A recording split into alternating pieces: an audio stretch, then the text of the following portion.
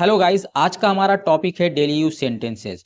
तो आज इस वीडियो में मैं आपको कुछ ऐसे सेंटेंसेस बताने वाला हूं जिसे हम लोग अपनी डेली रूटीन में अक्सर यूज़ किया करते हैं। तो वो सेंटेंस इंग्लिश में कैसे बनाएंगे, तो मैं आपको एक ट्रिक बताने वाला हूं इस वीडियो में। इस ट्रिक के जरिए इस सेंटेंस को आप बड़े आसानी से बना सकते हो इंग्लिश में।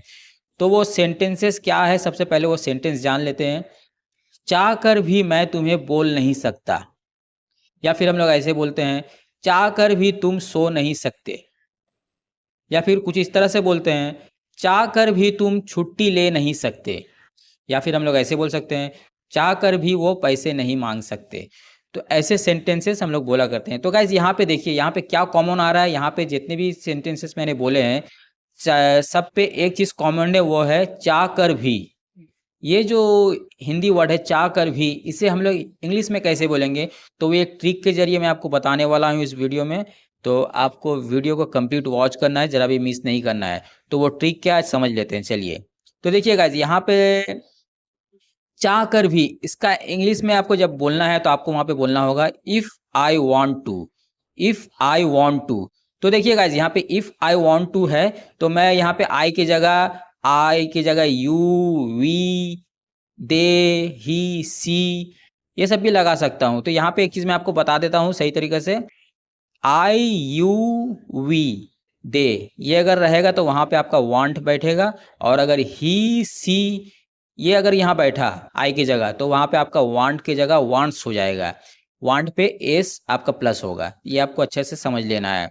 और आपको जब भी चाह कर भी बोलना हो, तो इफ़ आई वांट टू, या इफ़ यू वांट टू, या इफ़ वी वांट टू, या इफ़ दे वांट टू, या इफ़ ही वांट्स टू, या इफ़ सी वांट्स टू, ऐसे आपको बोलना है। तो चलिए पहला एग्जाम्पल देख लेते हैं। चाह कर भी मैं तुम्हें बोल नहीं सकता। तो ऐसे सेंटेंस को इंग्लिश में बनाने के लिए आपको क्या करना है, आपको बोलना है I can't tell you. I can't tell you if I want to. क्या यूज किया मैंने, इफ आई वॉन्ट टू। तो ऐसे सेंटेंसेस आपको बोलना है जब भी आप चाह कर भी बोलना चाहे, तो वहाँ पे आपको एक ट्रिक यूज करना है। जो ट्रिक मैं आपको बता रहा हूँ वो ट्रिक है इफ आई वॉन्ट टू।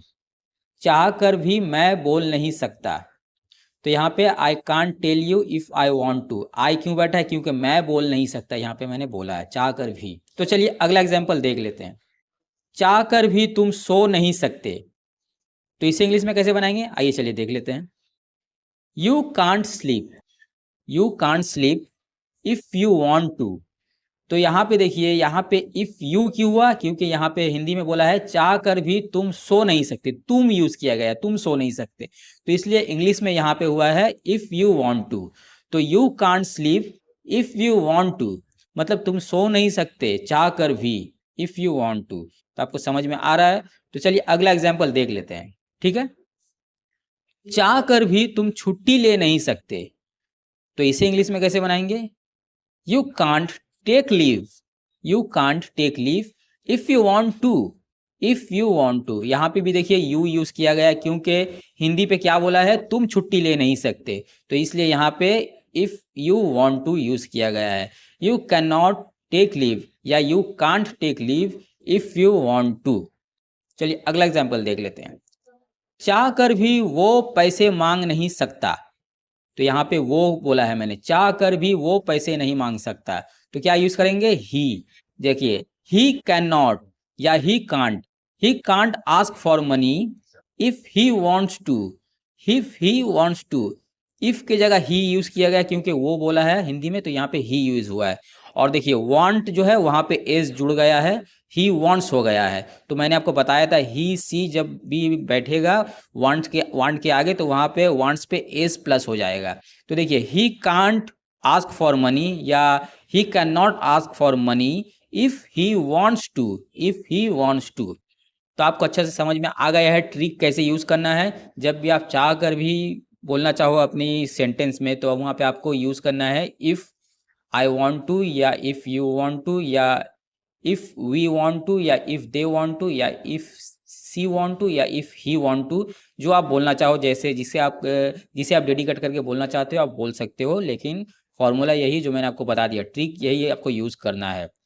तो गाइज, उम्मीद करते हैं आपको सब कुछ अच्छे से समझ में आ गया होगा। तो गाइज मिलते हैं किसी और नए से स्ट्रक्चर के साथ, तब तक के लिए अलविदा।